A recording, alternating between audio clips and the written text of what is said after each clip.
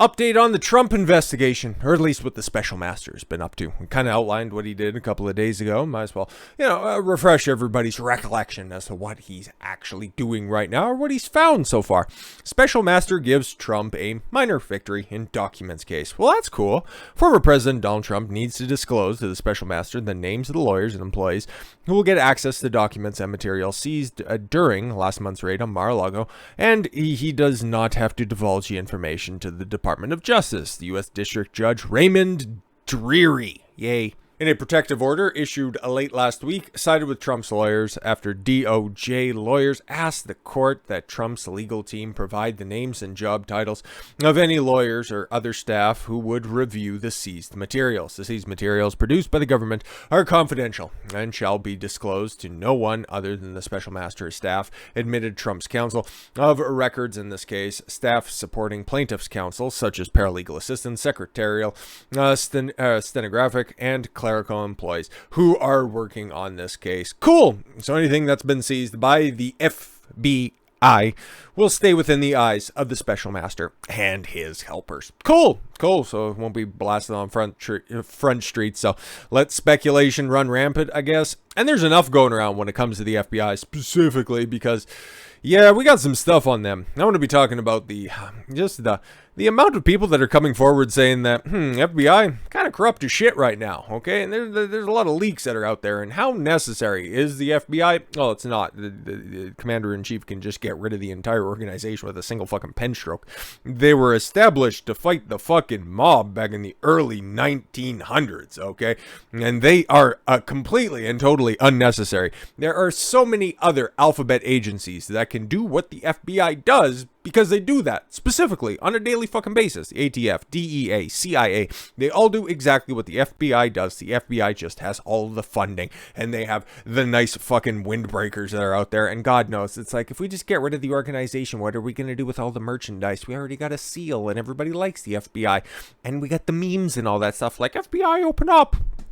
Yeah, of course. It's like, how are we going to repurpose that? It doesn't sound as good if we say ICE open up. Not quite as good. And too many brown people scatter whenever we say that. Anyways, government disclosed January 6 activities to 5 confidential FBI sources. So January 6 was an inside job? Sweet. U.S. government has acknowledged for the first time that 5 FBI confidential informants were involved with the Oathkeepers. Oh, you fucking kidding me? I didn't even know that when I brought this up. All I seen was the headline. It's like, let's talk about what the fuck the FBI is going on about. But you know why that's significant? Because the only guy who's been charged with anything that resembles a coup, insurrection, anything serious like that was, oh my God, what? Acting leader, founder of the fucking Oathkeepers. Oh my God, you can't make this shit up, guys. The fucking FBI, man, they just continue to disappoint.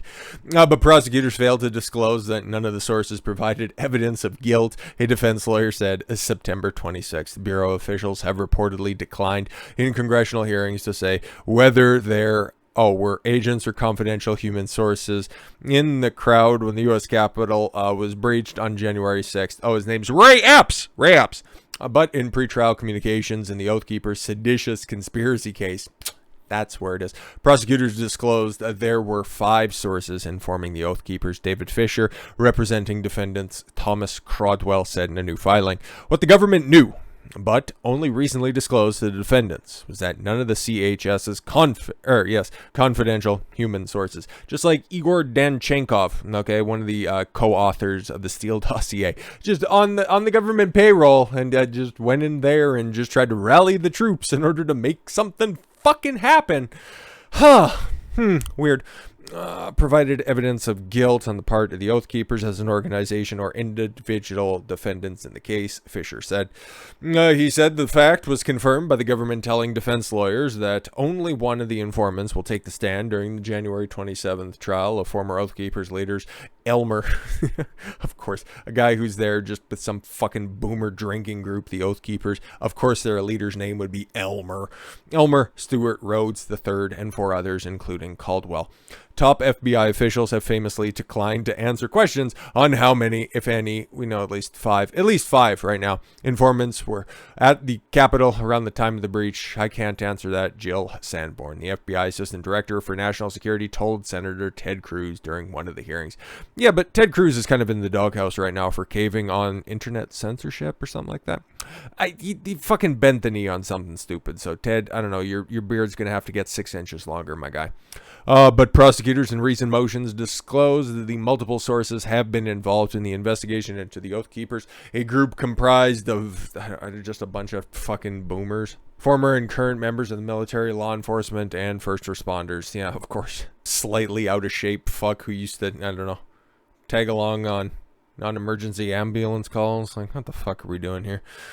At trial, the government or defense may call to testify certain CHSs who were either involved in the investigation that led to the prosecution of the defendants or who became CHSs subsequent to the initiation of the instant investigation. Yeah, it's funny that only one of them is going to be testifying in open court, okay? So that leaves 4 other people. That would just lead me to believe, like, I ain't no Fed or anything like that. I don't have any inside track information when it comes to this stuff, but I've covered enough lawsuits, okay? I've done enough investigation into some of this stuff to know that, yeah, the one guy who's going to be testifying probably flipped. He was probably the guy who ended up getting a sweetheart deal. He's probably getting something a little bit less severe than, I don't know, conspiracy to commit sedition.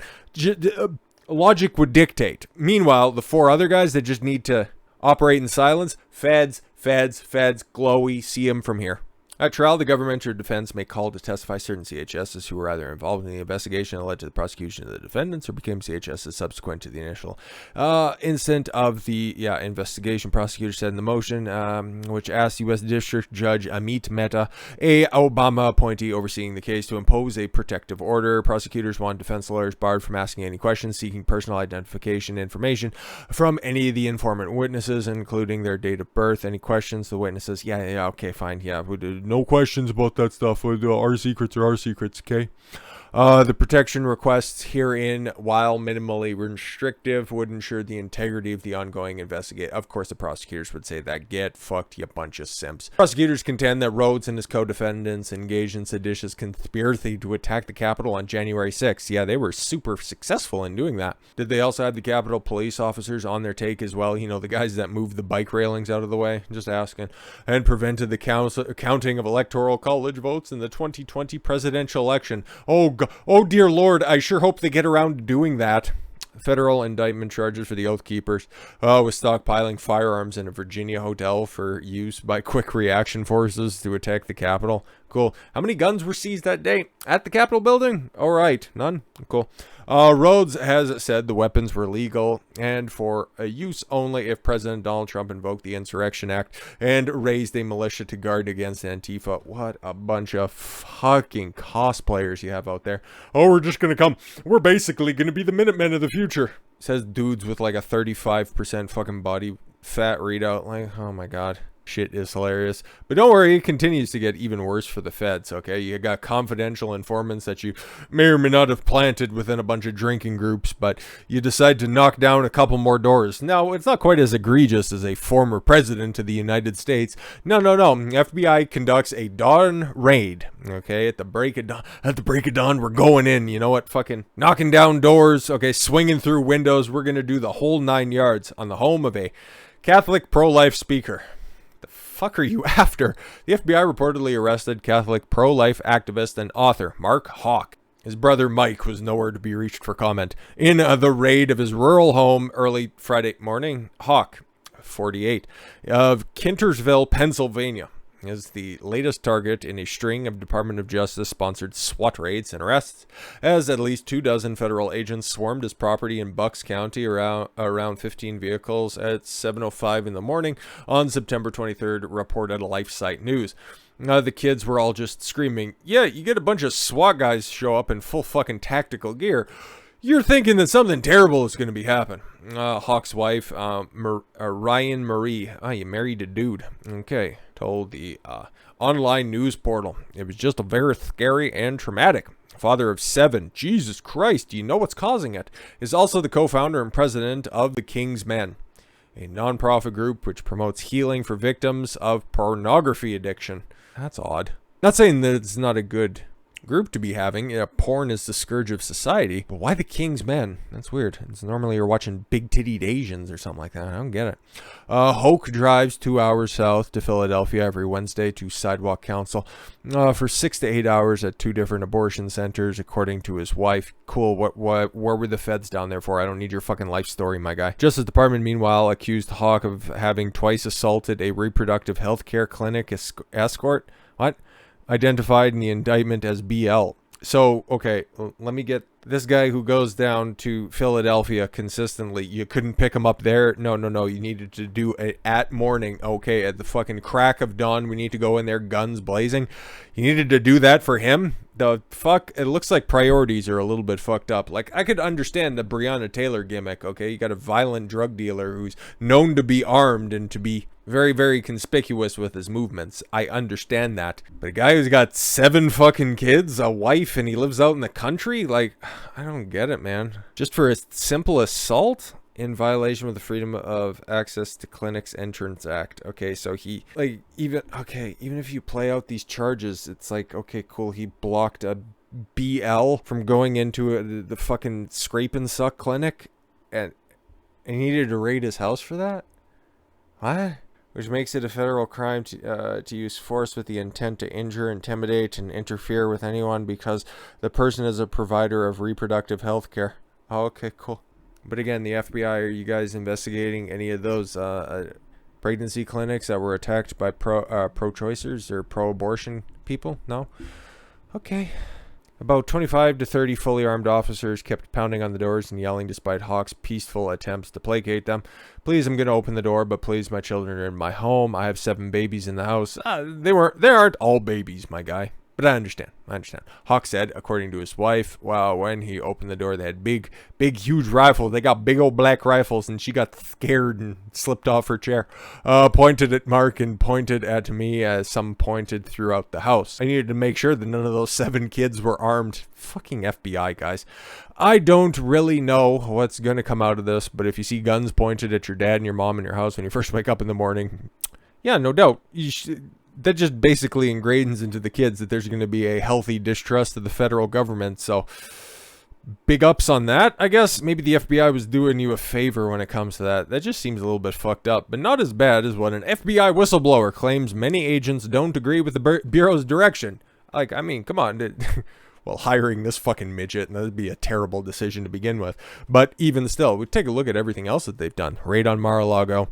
Okay. Knocking down a pro-lifer's door for... making them feel a certain way about getting into a fucking Hoover repair shop and then being integral to whatever happened on January 6th. Yeah, I don't think many of the rank and file members of the FBI, because again, those guys, okay, like the actual feds themselves, the guys who go through training, okay, go through the boot camp just to become the officers of the FBI, I've got no problem with them, okay? Those are the guys who are just normally standard officers, they're good guys, well-intentioned guys. It's just with everybody else that's up at the top, the bureaucrats, because again, you get rid of the FBI just like that through a simple pen stroke, they'll just go, and they'll go to, what, HSI, ICE, DEA, FTA, ATF, plenty other places for them to land. Like, it's simply the bureaucrats with the terrible fucking policies and vendettas that they're having these fucking foot soldiers enact. It makes no sense. FBI whistleblower recently came forward to warn about the politicization of the FBI, saying that the Bureau is spying on law-abiding Americans and many of the domestic counterterrorism cases are tantamount to entrapment. You don't say.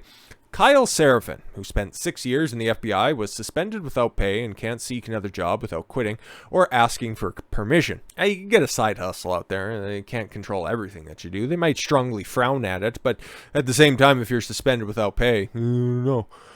Number of guys who say, I don't agree with what's going on here, but I've got 3 years to retire. It's heartbreaking. Yeah, that's going down also at a local level, just local PD as well. Guys who are taking early retirement or just waiting until they can cash their chips for partial retirement and then peacing out. We're seeing that happen a lot. I've talked about it before too as well, with the smaller local police districts just closing down shop. Three little towns that lost their PDs just because of woke policies that were coming in. Anyways, in one instance, Seraphim said that he was forced to blow the whistle last year when Attorney General Merrick Garland told lawmakers that the Department of Justice wasn't targeting parents. Oh, right, yeah, when he also put out that note that said that anybody who would come to protest at a school board meeting was a domestic violent extremist. Yeah, that note. Anyways, he first provided a member of Congress with an email that circulated within the FBI that stated Garland ordered the usage of the Patriot Act. Oh, great. Yeah, it's named the Patriot Act, so that must mean that it's good, right? Against protesting parents with the tags EDU officials. Education officials? Interesting.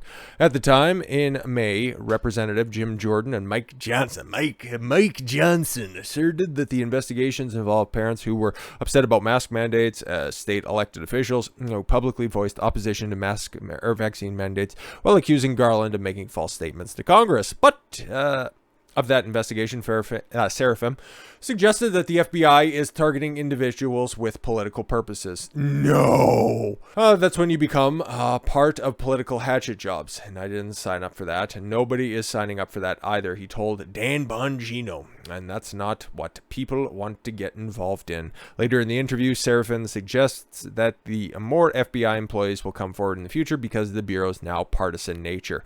Yep, couldn't see that detailed in 3 specific stories that we covered right here. The FBI sucks, the FBI should be abolished, and it's only going to get fucking crazier from here, my folks. So with all that said, thank you all very much for the gift of your time. I've been Don Consuelo. I want you to follow your gut and get after it. Take care, everyone.